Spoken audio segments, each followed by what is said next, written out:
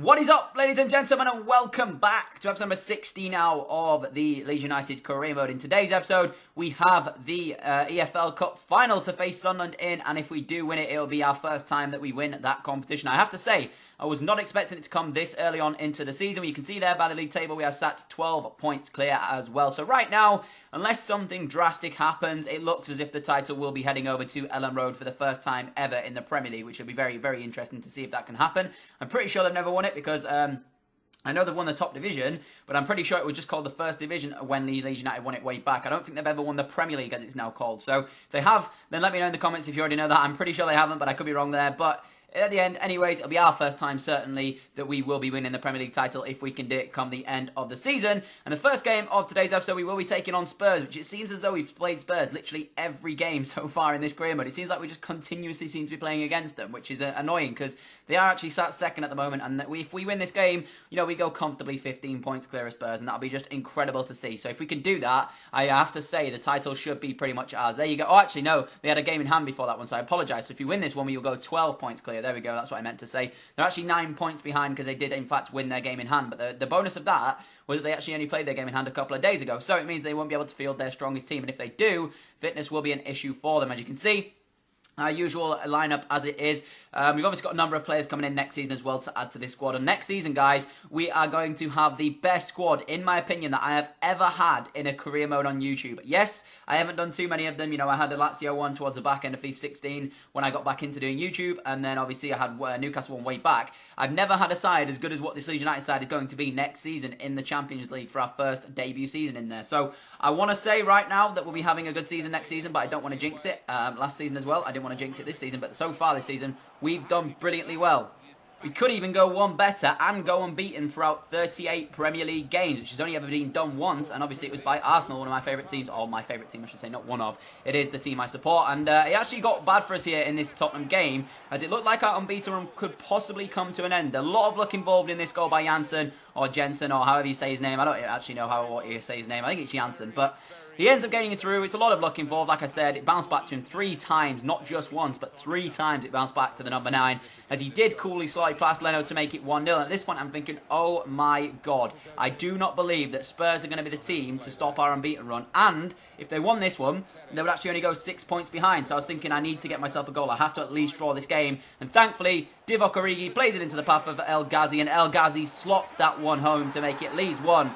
Tottenham won, and just like that, we were back on level terms, and we were looking as if we were going to continue that unbeaten run, which is exactly what I wanted to do when I came into this. I was thinking to myself, I cannot afford to lose this game to Spurs here. Yes, if I'd have lost another game down the line, when we had a couple more points to work with, I'd have been completely fine with that. But my objective for this was to not lose to Spurs. If we lost to Spurs, as I've said, they would have gone 6 points behind rather than being 9, and it would also stop our unbeaten run. So momentum-wise, it would have been with them going into the final few games of this Premier League season, and we do not want that, because we want to make sure that if there is going to be any team battling us, it's not going to be Spurs, because I don't want us to have to go into the last, 6 games with Spurs still up there with us. I want to try and get it comfortably done, within 5-6 games to go in the Premier League. I want to have myself and feel as though I'm going to be able to win the title with at least, 6 games to go. So in that way, I'm not having the pressure of Spurs trying to battle me. But 78 minutes in, straight from kickoff, when Spurs actually conceded that one there, we almost had a chance to take it to 2-1, as I do believe it was Anwar again involved in this one. Takes a strike on, but it's a good save in the end by the Spurs goalkeeper. And into the 90th minute we went.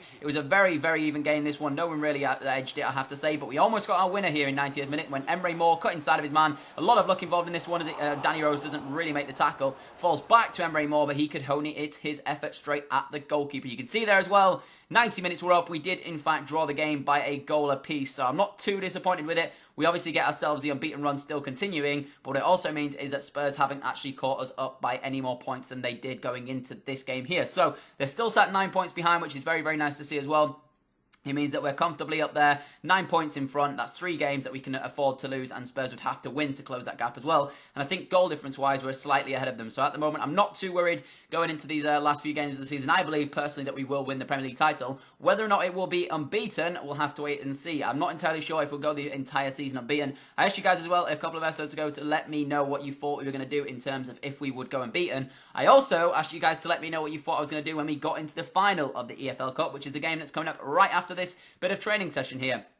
And honestly, guys, I am feeling unbelievably confident going into this Sunderland game. I was going to do this live, but then I thought it's only the EFL Cup. If we get to the Champions League final, I'll probably do that one live, just to give you guys, like, I suppose the series will end once we win the Champions League. That's my aim for this series, and if you guys are still watching by then that'll be mad props to you guys. But the aim for the series is to try and win the Champions League. Once that's done, we'll assess what we've done here at Leeds, and if you guys want me to continue, maybe we'll go to a different club away from Leeds. But my objective here, before this series ends, no matter what, I want to have won the Champions League. That's my only objective by the end of this series. That's the only thing I've got left to do if we win this EFL Cup here.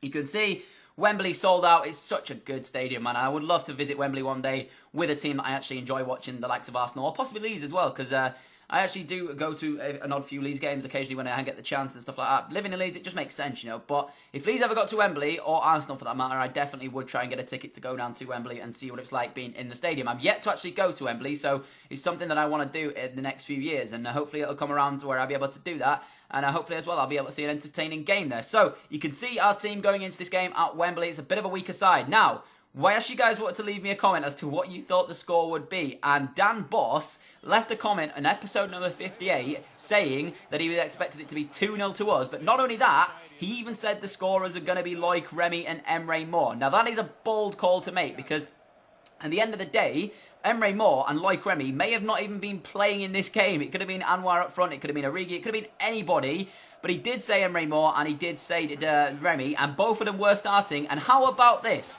4 minutes into the game, Emre Moore puts in a low-driven shot past Jordan Pickford in the Sunderland goal at the side of Wembley to get us off to the perfect start in this one. So, Dan Boss, you are 50% of the way to having your prediction be correct. And if you are correct, my man, you are absolutely unbelievable, because not only have you predicted the score, possibly, you could have also predicted both scorers if it does in fact end 2-0, because Emre Moore's got one and it's 1-0. So we're 50% of the way to your prediction at the moment, as Ericsson tries one from distance here in the 17th minute of the game. Unfortunately though, Pickford, it was a very, very easy save for the goalkeeper, I have to say. We started off tons the better team in this one though, and I firmly believe that as long as I kept playing the way I did, that Sunderland were never going to be in the game, I have to say. As Remy gets the ball here inside the Sunderland box, 20 minutes in, and it comes back to Origi into, I do believe, Dendoncker. Dendoncker takes a strike on, but it's pretty much an easy save for Pickford to make. And into the second half we went, when we got a ball here with Miguel swinging it to the back post. It comes to Emre Moore, who tries to put pressure on the defender, doesn't actually make it. Remy flicks it backwards to Dendoncker. Dendoncker into Ericsson.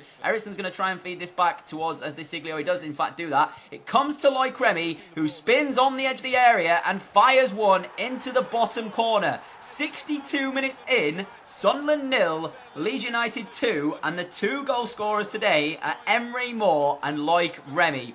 Dan, I don't know how you've done this, man, but if this ends 2-0 with both those guys scoring the goals in the final, you are an absolute boss, as your name suggests. You are crazy, man. How have you predicted this? This is mental. The thing is, I recorded this before you left that comment as well, so there is no way that you could have known that this is exactly what was going to happen. I didn't let on with what happened because I wouldn't have even known myself, because I recorded this after that comment was left. So it wasn't as if I could have acted on that comment and tried to get these two to score these goals. You are just a simple beast, my man. And 67 minutes in, Sunderland almost spoiled the party there. But 90 minutes, it was up, and we did, in fact, win the EFL Cup here. So it's the third trophy we've managed to win with Leeds. For some reason, I didn't actually show you me parading the trophy around. I forgot that it was an EFL Cup game and just clicked skip, so you didn't actually see that, me lifting the trophy. But, Dan Boss, you are a beast, my man. You actually predicted the score and the goal scorers as well. So you are one crazy man. You need to go and put a lottery ticket on, man. You may even win it. So, well done to you, my man, and mad props to you. I mean, that's crazy to be able to predict that and actually get the two goal scorers as well. So, again, I can't believe it, and that is just crazy. But I hope you've enjoyed this episode of Career Mode. Again, I apologise for not showing you me lifting the EFL trophy. I forgot that it was a final and ended up just skipping it. It's a bit annoying that you can skip it. EA should probably implement something where you can't skip it just in case. But anyways, I hope you've enjoyed this episode of Career Mode. If you have, don't forget to smash that like button. As always, if you're enjoying this, enjoying the content and the series, hit that subscribe button if you're not already, and I'll catch you all for the next episode very soon. Adios.